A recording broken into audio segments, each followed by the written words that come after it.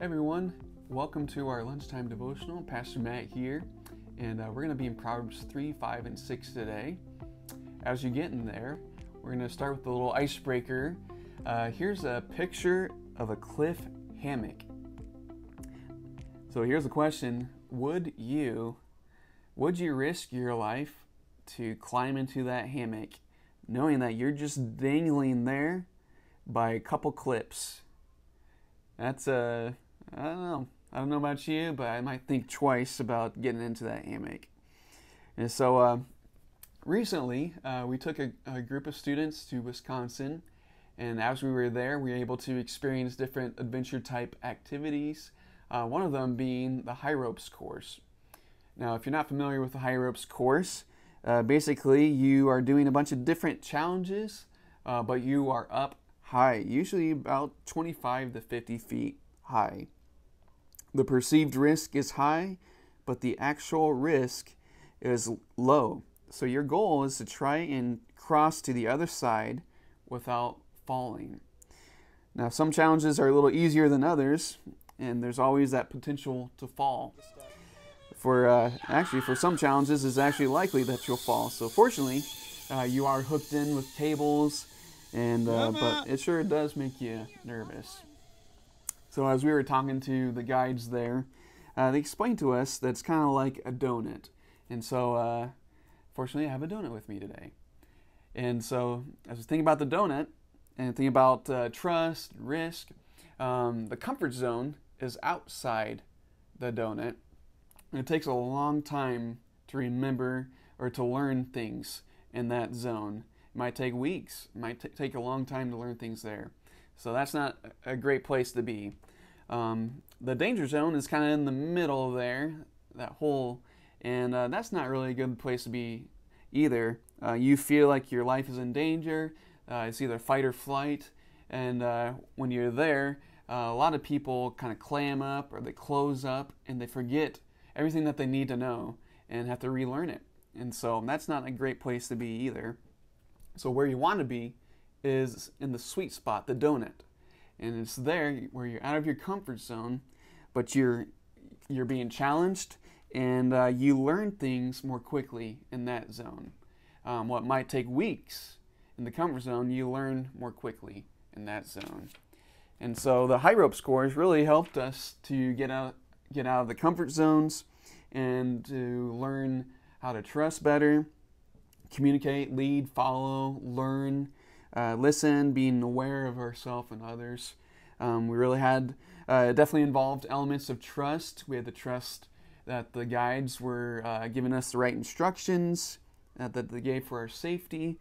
We had to put our trust in all the gear and straps that were holding us secure. We had to trust that the obstacles were constructed properly and the wires would hold our weight. We had to trust in each other. And so, as you think about trust, the dictionary gives this definition: it's the firm belief in the reliability, truth, ability of someone or something. So trust is an act of dependency upon another. You're expressing your confidence or reliance on another.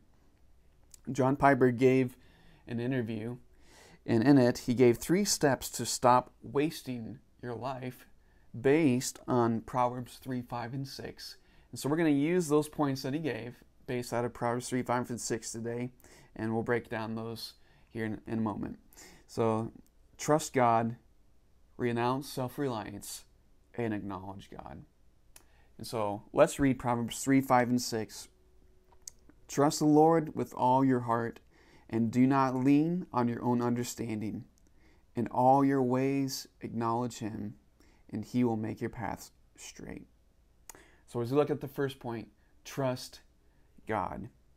Something about trust has this idea of to throw oneself down upon his face, to lie extended on the ground, and it's an act of dependency on another. When you think about the position that you'd be in, you're vulnerable. You're all in.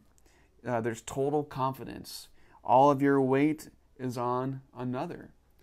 And now there's different degrees of trust that we put in other things or people.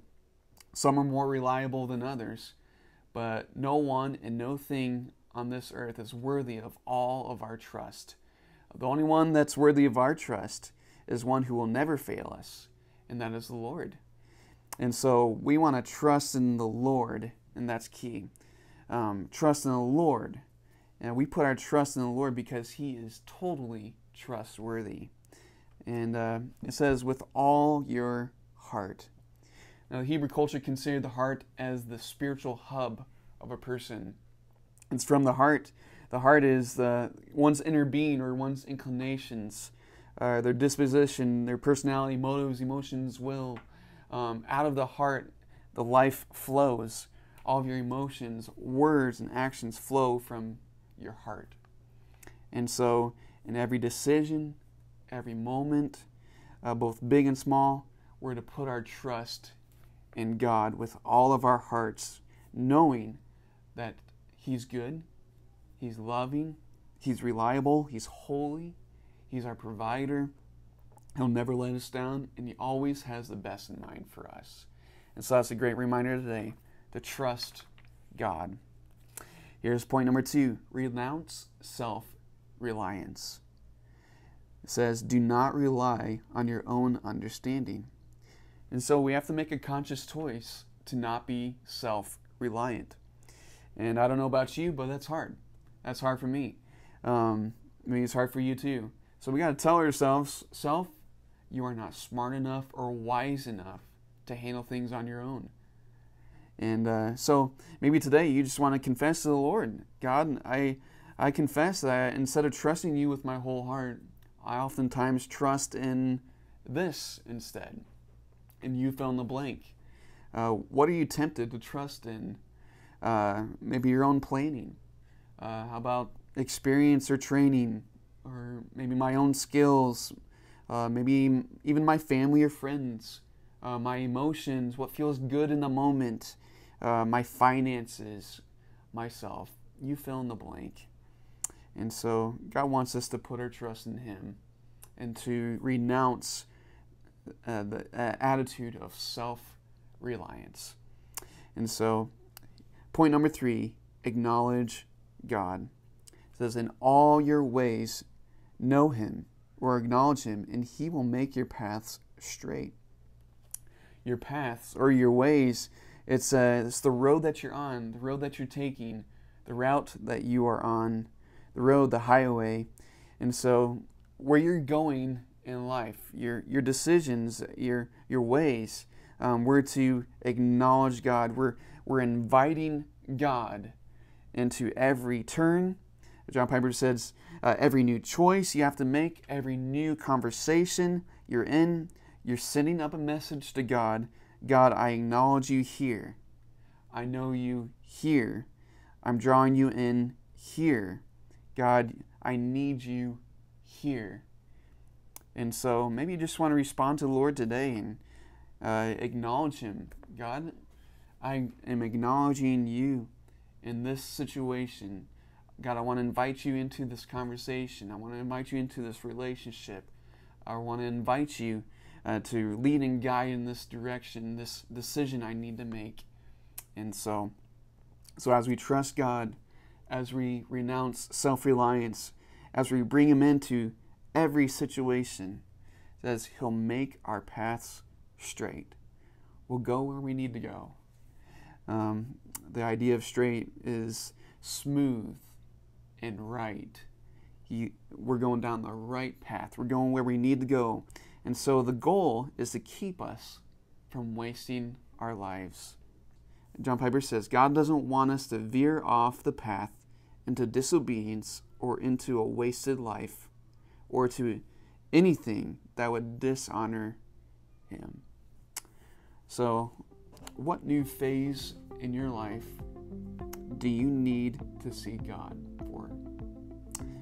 What choices or decisions do you and I need to bring to God first? What conversations or relationships do you and I need God's wisdom for and counsel? God, we thank you for Proverbs 3, 5, and 6. Trust in the Lord with all your heart. Do not lean on your own understanding. In all your ways, acknowledge Him, and He will make your paths straight. Help us to put that into practice today and in the days to follow. We love you and thank you in Jesus' name. Amen. Well, thanks for joining us, everyone, and we hope you have a great day.